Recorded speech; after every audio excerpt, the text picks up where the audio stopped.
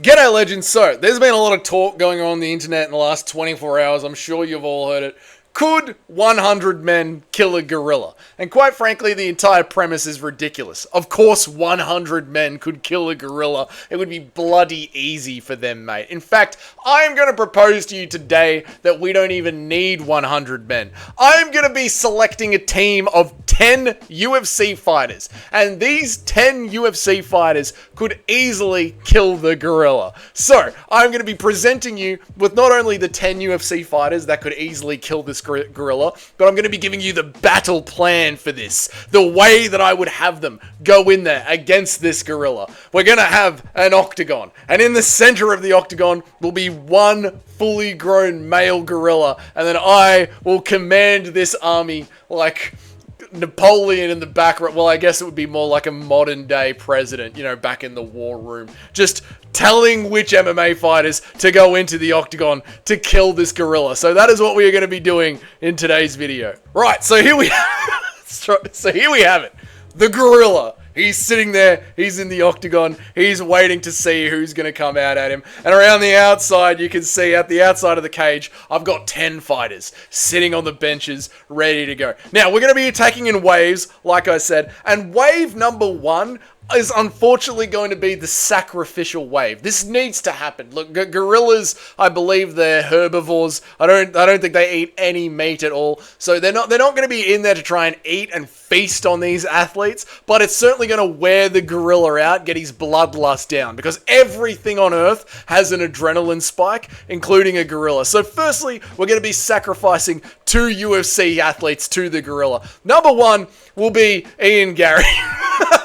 Ian Gary's going to be the first one up, getting sacrificed to the gorilla, because, I mean, welterweight, there's just too many people at welterweight right now, and Ian Garry, he's going back onto a win streak. He's now been promised to step in at short notice for the title. I'm sure he's going to want to fight for the title after that, for doing the massive favor of being ready, you know, so we got to get rid of Ian Garry. We're feeding him to the gorilla. And then, while we're just feeding athletes to the gorilla, we're just killing athletes off, wearing him out, we might as well do Jon Jones as well. I mean, Jon Jones is about to break the record for the longest reigning UFC heavyweight champion of all time. He's defended once against Stipe. Send him in there against the gorilla, right? So now the gorilla, he's torn apart Jon Jones. He's torn apart Ian Garry. Oh, this ain't the way I saw myself going. I thought it would be Layla. And so Ian Garry, he's gone. Jon Jones, he's gone. Now we actually begin our assault on the gorilla. Now we start. And wave number 1, now that the gorilla has already torn apart some of the athletes, are going to be designed to dart around the outside of the gorilla and gas him out. Because the way that human beings in the past, when we were all tribal beings, the way that we would gas out animals and outrun them is we would know which direction we were running them in. And as one of the hunters got tired, there would be other hunters along the sort of game trails, and they would start to pick up the chase. So this is a tactic that humans have used for hundreds of thousands of years. I'm not just here to entertain, boys. I'm here to educate as well. This is how we're going to be attacking the gorilla in these waves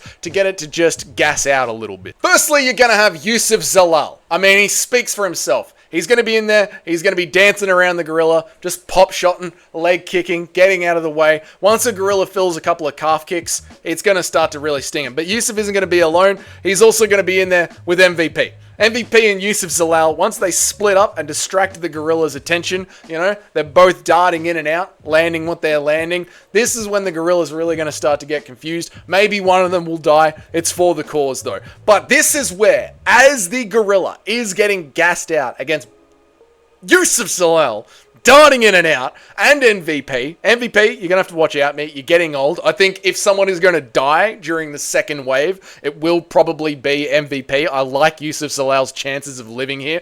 But while this is happening, we're sending in a third athlete, and this is where the attack really gets tasty. We're going to be sending in Manel Kape. Manel Kape is going to go in as well, and I think you guys know what Manel Kape is for. While Yusuf Zalal and MVP are in there distracting the gorilla with their in-and-out styles, Manel Kape has got one of the most important jobs. He is going to be eye poke central. He has got to eye poke that gorilla, dart in there,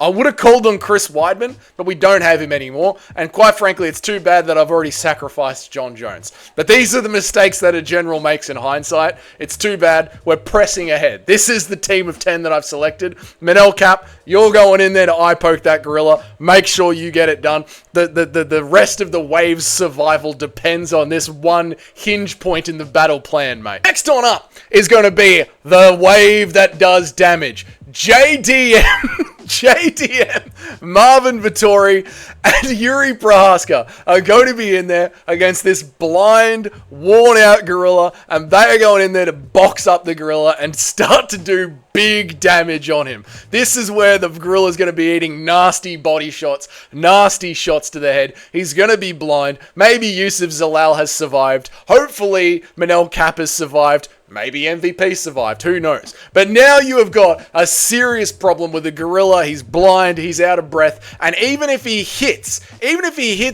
Marvin Vettori is not going anywhere. Marvin Vettori is not going anywhere. So Yuri and JDM, they're going in at almost like a flying goose, is it the flying ducks? A duck-like formation, like a V formation into the octagon. Vettori's leading the charge here. Even if the gorilla is spazzing out and managing to hit one of them, it's not going to matter. Marvin Vettori's just going to fucking tank it. And that's where JDM and Yuri Prohaska are going to start to do real damage on the gorilla. So now the gorilla's blind. Now he has got serious concussion issues. He's still got either Yusuf Zalal or MVP darting around the outside. Manel Cap, once he's done his finger poking, is going to be sitting in as a substitute. The gorilla's not going to know where to focus his attention. He's going to be running out of breath. He won't be able to see what's going on. Now it's time. Now it is time to send in the kill shot. Big Tom Aspinall, the greatest natural fighting force the world has ever seen, will be entering the cage bravely, followed by Charles Oliveira. And Tom Aspinall and Charles Oliveira, they're the ones that are going in there to do the kill shot on the gorilla. Tom Aspinall grew up doing jiu-jitsu. Tom Aspinall himself weighs, with just pure muscle, nearly as much as a gorilla. Not a Tai Tuivasa weight, not a DC level of weight, not a Shamil the Blob Gaziev level of weight. No, he is all muscle, and he is going to be going in there to grapple the gorilla. The gorilla is now going to be tired. It's now going to be littered with corpses, surrounded in blood. He's still going to have a few survivors around the outside of him distracting him, and Tom Aspinall is going in there to get his body on the gorilla and start grappling it, getting it down to the ground, holding it kind of still so we can get the greatest submission artist that the UFC has ever seen, Charles Oliveira, in there to choke out that gorilla, snap its neck, and put in the final stroke to kill the gorilla with his bare hands. And that, internet, is why you don't need 100 men to kill a gorilla. You just need 8 solid UFC fighters. 8 solid UFC fighters gets this done with 2 to spare to just help the divisions flow along, because God knows we need it right now. It's just, I feel like the UFC is just holding up fights for no reason. But this is it. This is the team of prime UFC athletes that kill a gorilla on their own, no worries. If this is your first time here, welcome. My name is Dougie. I make an MMA video every single day of the week, Monday through Friday, and I try and go live at least 3 times a week. If you want to know when all of that happens, hit that notification bell down there and that subscription button so you know when I go live and when the videos drop. Let me know what you think about that down there in the comments.